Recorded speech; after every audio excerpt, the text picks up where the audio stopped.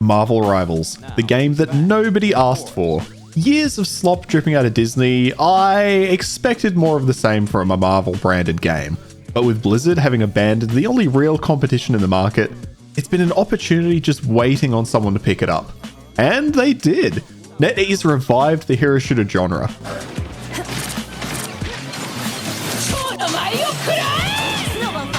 Thunder! Oh my god! I'm just that fucking good, boys.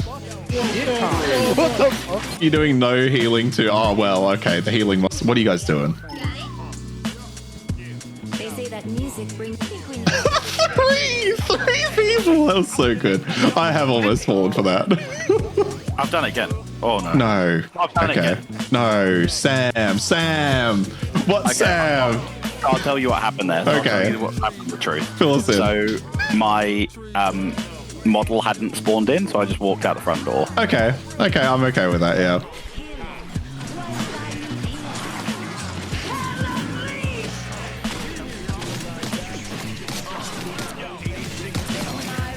Nice.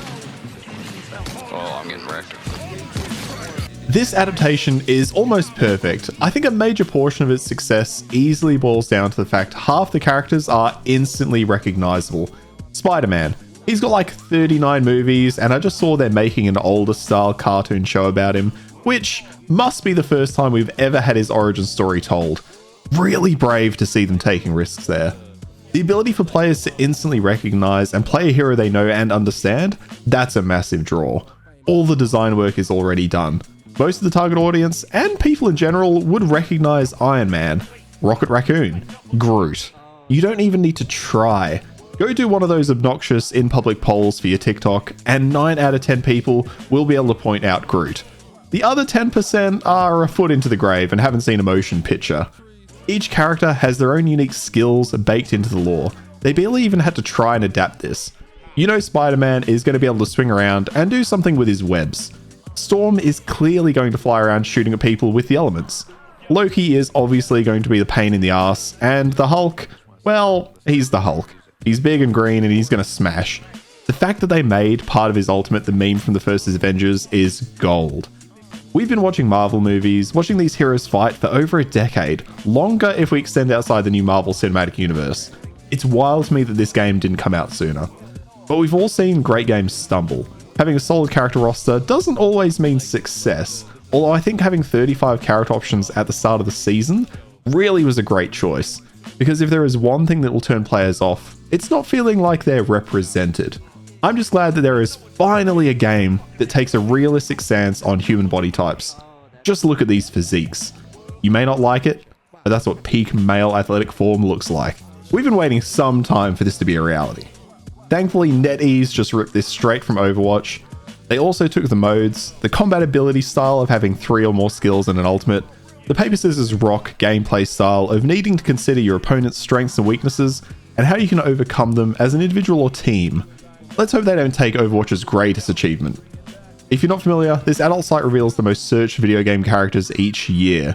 Why are people searching for Pokemon and Minecraft so much? And while there are a lot of comparisons to those that came before, Rivals does set itself apart. Its comic book art style and built-in lore, whether it's through the menus and battle pass, equips between characters while waiting to start a match, or the general view of the environments, they're all beautifully designed and implemented. Yes, they've all existed in some form or another in other games, many in Overwatch, but at a certain point, the work is derivative in many aspects. I struggle to find issue with that idea though, simply because Blizzard abandoned the entire project.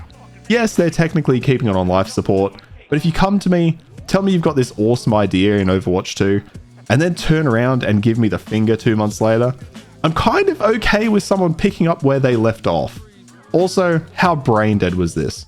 I would have somewhat respected Blizzard poking fun at Rivals despite their actions, but this weird comparison between Widowmaker and Black Widow dates back to the 60s. They can't stop taking L's. You come out complaining that someone copied your work, and your evidence is the work you copied from them.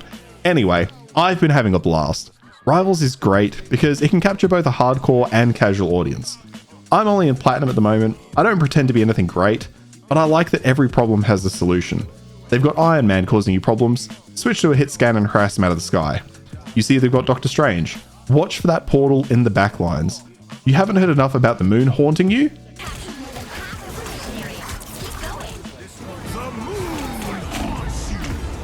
Well, don't worry about that one, it's just part of life. You can play rivals casually and enjoy the fun matchups. Who would win in a fight? 3 healers or a single Black Panther? Or you can get competitive with it. Wait to put on a show the moment an enemy ult gets popped. The counterplay is fantastic and brings so much depth to systems we've played before, and gives players something to actively work toward. Seasonal team-up bonuses are sure to keep us thinking about how the meta shifts between seasons, and so far, despite their past reputation, Netease have monetized this quite fairly. Cosmetics only for the time being. They're on par with what you'd expect. Skins for 10 to 15 bucks, way too expensive really, but it's the norm now because you animals keep buying them. Just be glad Blizzard aren't in charge of that. All around, having a free game and access to all characters, you can't really argue with the value though. If anyone asks me if they should try the game, it's an instant yes. Download and play. No charge, and there is nothing preventing you from jumping in and playing all the content without spending a cent. You'd almost be crazy not to try it if you find even the slightest interest in the game. I can see myself jumping in every few seasons to try out the new characters, and this is the game's biggest strength and presents an insane opportunity for them.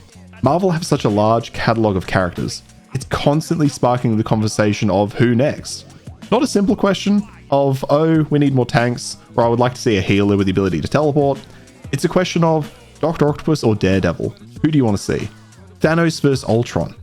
I've already lost hours with friends debating which characters we'd want to see come next, and then what role we'd want them to play, and then what abilities we think the devs could make up for them. And that's the perfect segue. Check out the pinned comment below and tell me what hero or villain are you most keen to see in Marvel Rivals. For me, if they do wait on releasing Doctor Doom, the tie-in to that Marvel movie with Robert Downey Jr. would be insane. I don't even care about the movies or TV shows anymore, but you tie in that release of the character with the movie, and you're killing it on the marketing. It's a real shame more established IPs don't take these opportunities, because Marvel Rivals has absolutely killed it, and they weren't afraid to shy away from really interesting abilities like Doctor Strange's portal, allowing people to teleport from one side of the map halfway across the other.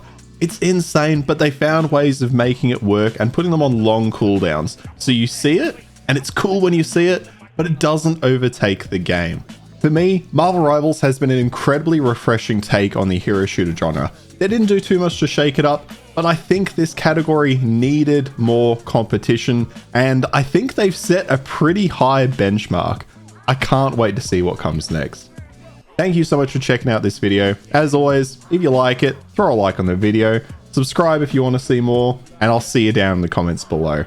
You've seen a lot of footage in this video from my stream. I stream every Tuesday and Thursday right here on YouTube and Twitch, 4 PM Australian Western Standard Time.